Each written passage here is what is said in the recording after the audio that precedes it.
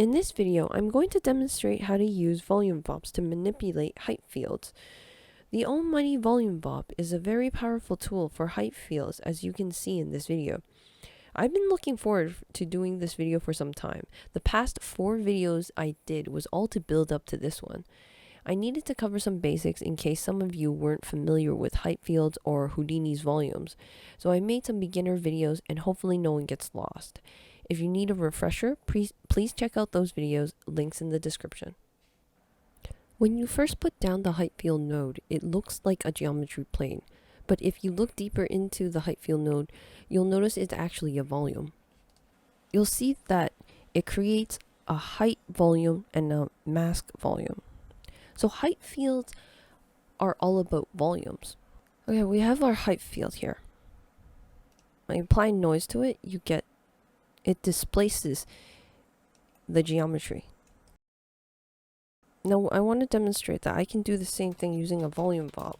So I'm going to apply a volume VOP to this. And take the position and add a noise to it.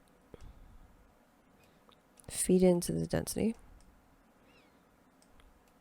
Now since this height field is a lot larger than our sphere, I'm going to multiply it. I'm going to multiply the noise. I'll squeeze this over a bit. I'm going to go, I don't know, 35 or something. In volume VOP, you have to bind it. Notice that in the height field that we created, it creates a height primitive and a mass primitive. These volumes are called primitives. So it creates a height primitive and mass primitive. But volume uses density as a measurement. So let's bind it. So that's what this does. We're going to bind the height primitive. Height fields use the height primitive. We're going to bind it to density.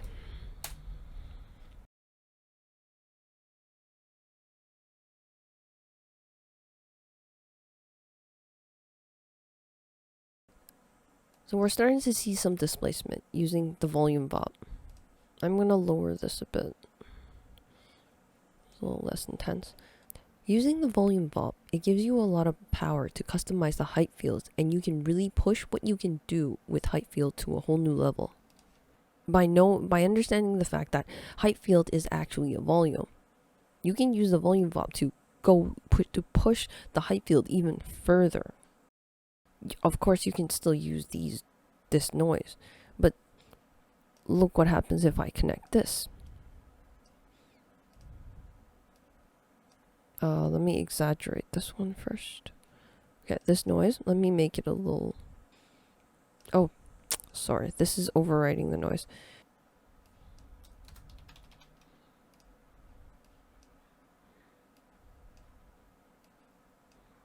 There you go. So what I was doing before was overriding the noise. Let me show you. If I disconnect this, disconnect these. So what this just does, it takes the position, feeds it into the noise. So this we then get a noise value here. We take this noise value and we multiply it to make it a little bigger because this height field is really large. And then we feed it back into the density. So we're just plain overwriting it. We're not taking the original density value and adding the noise on top of it. That will just overwrite everything. So even though we have noise here, that doesn't matter. This volume VOP overwrites it. It's like plugging it in here. There's no difference. It's completely ignoring this noise. Now that's not what we want. I'm going to take the original density. That's the original noise value here. I'm going to take that density and I'm going to add it to this noise value to here, let me put it down here. Organize this a bit so it's easier to read. I'm going to take this noise value, this multiplied noise value, and add it to the original density. That's our original, that's this noise. The original density before it went into the volume VOP, and I'm gonna plug it in. Oh, sorry, and put the render flag on the volume VOP. So we get noise on top of the height field noise. So this way we can continue to layer the noise. So if I take this volume VOP, copy it, and layer it on top again, and you can see that it's changed. It's gone even more noisier. So this is what it was, the first volume VOP. This is the second volume VOP. So you can actually layer the volume VOPs on top of it. You can create your own noise using the volume VOP. And you can even use that noise, custom noise, and layer it on top of it to create even more variations in shape of your height field. If we look inside the height field noise, so I'm just gonna look inside here, double click this, and take a look at what sidefx is doing inside the height field noise. They actually have a volume VOP here. So they do something very similar to what I just showed you, except their volume VOP is a lot more complex. their noise is a lot more complex. This concept, you can actually use this concept to create your own noise. Now, this is what this noise that sidefx provides for us, the height field noise that they have implemented, creates this noise that you see here. However, we can create our own custom noise. Maybe we don't want it to be as sporadic as this, as we don't want all these minor changes. We want a very specific look. So this comes where this really shows the power of height fields and volume VOPs. They also have a height field layer here, which, oh, okay, I can't edit this. If you want to edit these custom nodes, all you have to do is right click it and allow editing of contents. If you do that, you can edit. Here, I'll just do it. Then you can start editing this. So you can actually start putting stuff in here and changing it even further. Now they have a height field layer here. All this is doing is blending the original height field with the noise. Now, as you can see, I didn't do that. For my volume VOP, my custom noise, I didn't do that. I don't have that. The reason behind that is because I have this add, I have this, which does the blending for me. It simply adds the original density. This is the original density. The original density, and it adds it with the noise value, the multiplied noise value. It takes these two and it adds it together. Now that's how I do the blending. So this does the blending for me. But in sidefx's height field noise, oops, go inside. This actually does an add. So it's actually doing something very similar, but this has more parameters that you can fiddle around with. You can actually change it too. If you want to blend it, it'll change how the noise combines the original height field and the volume VOP. It'll change it all. So that's the difference between the volume VOP I showed you here and the height field noise. So the height field noise is actually a volume VOP in disguise. That's what I wanted to demonstrate.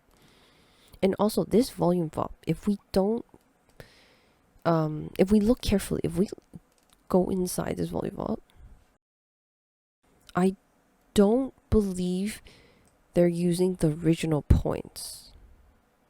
Other than the original points here, they're using the original points from the height field volume to drive the noise, but I think that's about, oh, they do use the density. Okay, so the original density is then multiplied and added and switched and something complex happens and then feed it back into the density.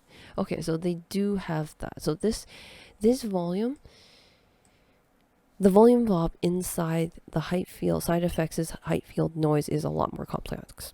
The thing I want you to understand is that even sidefx's height field noise node starts off with original values of things like position P and density, then either adds or multiplies a noise value to it.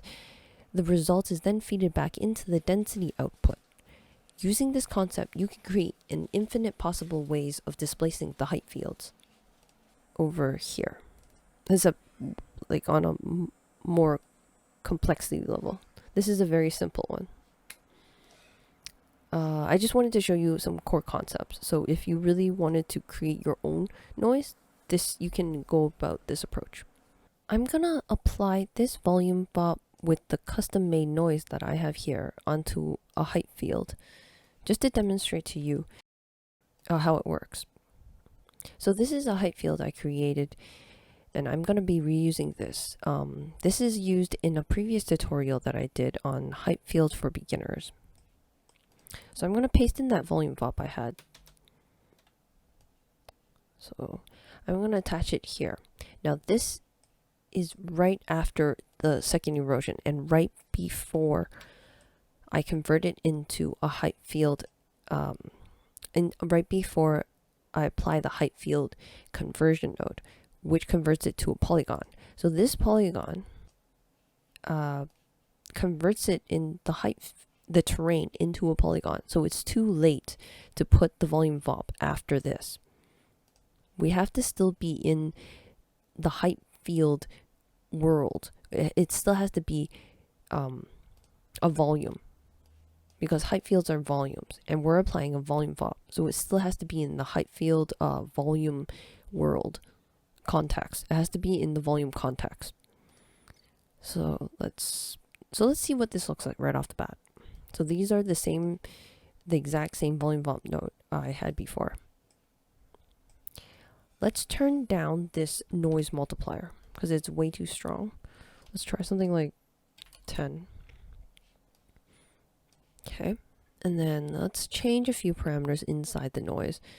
Well, for instance, this signature, we can put it to 3D input 3D noise, and let's increase the amplitude to 2. Let's make one of the frequency axes 0. Okay, so this is a nice little pattern we have applied on top of the height field terrain. If I wanted to go even further, I would probably only apply this volume VOP to the cliffs, or the mountain ranges here. Probably mask it out. That's my feature. I'm going to select some of the mountains in the terrain by using the height mask sliders. Okay, only on the top part. Okay. And then feed this in here. Go here. The volume VOP doesn't understand the mass coming from the height field. We actually have to bind it.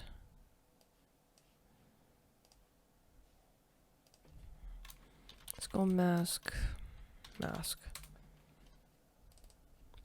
On the volume global node, you won't find the mask data listed anywhere on it.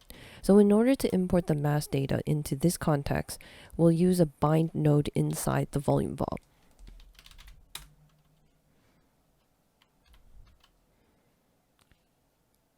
Since the mask, let's say for simplicity's sake, I only want the mask that is 1. This is the highest red value.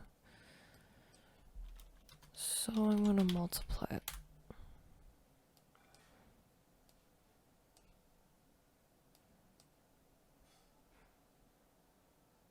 Oh, that flattened everything else. Sorry, not here. Put density back in. Multiply by this, and then